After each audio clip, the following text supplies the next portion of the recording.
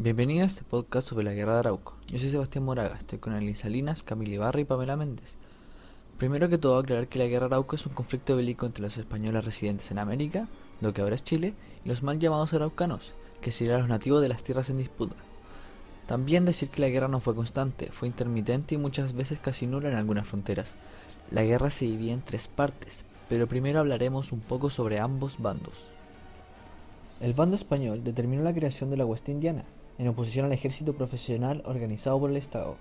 Los encomenderos debían prestar el servicio militar y financiar la hueste con caballos, armas, vestimentas y pertrechos. Este sistema era conocido como de ramas, el cual era insuficiente, por lo que los vecinos y las cajas de hacienda se vieron obligados a compartir el aporte. El ejército vecinal carecía de organización, instrucción militar, equipamiento y recursos adecuados. La caballería era un arma fundamental, concentraba su producción en Santiago y luego era distribuida por todo el escenario bélico. La infantería usaba armas portátiles tales como el arcabuz, los mosquetes, las espadas, cuchillos y dagas. Los fuertes eran una palizada doble de troncos, una exterior que se protegía con una fosa y una interior más baja que la otra. Estos fueron construidos a lo largo de toda la zona sur. En el bando araucano se introdujeron a la guerra sus técnicas de caza, tales como la emboscada, las trampas ocultas y el factor sorpresa, utilizado especialmente en los bosques y cerros. Sus armas fueron las boleadoras, lanzas de coligüe, mazas o macanas de luma y arquería con flecha. Además lograron capturar, criar y dominar los caballos traídos por los españoles. Aunque no todos los indígenas del área de guerra combatieron contra los españoles, estos podían ser indios amigos o indios de servicio. Entre 1601 y 1611 se desarrolla la primera etapa de la guerra, denominada Guerra Ofensiva. Se inicia con la llegada a Chile del gobernador Alonso de Rivera en 1601, que crea una serie de reformas al ejército, entre las que destacan 1.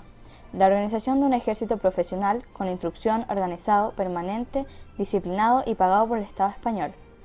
Este ejército, de carácter oficial, fue llamado Tercios de Arauco, basados en el ejército que Alonso de Rivera trajo del Perú. 2. El ejército estaría conformado por tres ramas: caballería, infantería y artillería, siendo la infantería la rama principal. 3.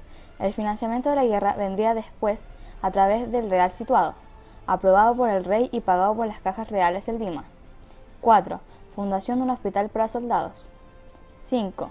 Creación de un obraje textil en Melipilla para la producción de ropa y frazadas, otro en Santiago para la fabricación de calzados y sillas de montar, estancias ganaderas en Cauquenes y Concepción, haciendas trigueras en Concepción, Itata, Colchagua y Quillota.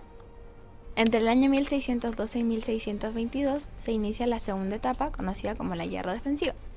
El rey aprobó una nueva estrategia propuesta por los jesuitas, al estimarse fracasada la anterior, que fue creada por el padre Luis de Valdivia. Reconocía la soberanía de los araucanos, pero creía que los indios se convertían en súbditos de España y fieles cristianos a través de misiones de evangelización.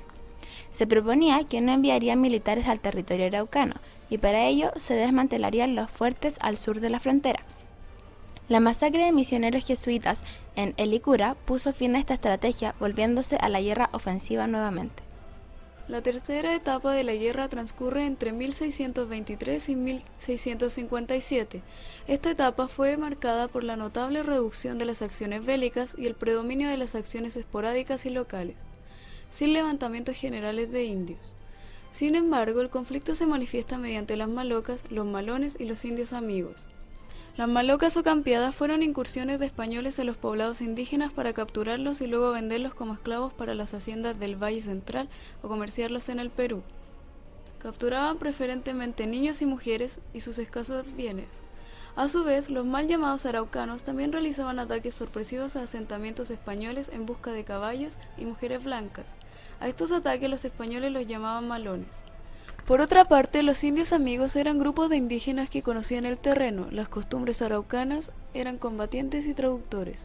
Solían intercambiar con los españoles. Cada caballo que entregaban se los recompensaba con 2 ovejas y por cada mujer o niño una capa de paño. Al final de la tercera etapa se instalaron los parlamentos, que consistían en negociaciones entre españoles y nativos para lograr acuerdos que supuestamente lograrían la paz. El parlamento más significativo fue en Boroa, el año 1651, que afirma una supuesta paz entre españoles y nativos. con fronteras dadas, por supuesto. Después de este acto hubo algunos levantamientos de indígenas, no muy significativos, que poco a poco, los indígenas siendo superados por los españoles, darían paso al aletargamiento de la lucha. Los levantamientos nativos ocurrirían cada vez menos, serían menos significativos y con entretiempos muy prolongados. Los parlamentos seguirían triunfando con pases de plástico, pues cada cierto tiempo volvían a haber levantamientos controlados. Y en 1810, esta guerra de Arauco se daría por terminada para empezar un periodo que se conoce como la pacificación de la Araucanía, que básicamente es poblar la Araucanía de forma lenta y pasiva con extranjeros, pues los habitantes chilenos temían del supuesto pueblo araucano. Después de todo este tiempo se podría decir que aún continúa esta guerra, pues siguen habiendo nativos luchando por sus tierras y parlamentos dando pases de plástico. Se despiden estos alumnos de segundo medio. Gracias por escuchar este podcast.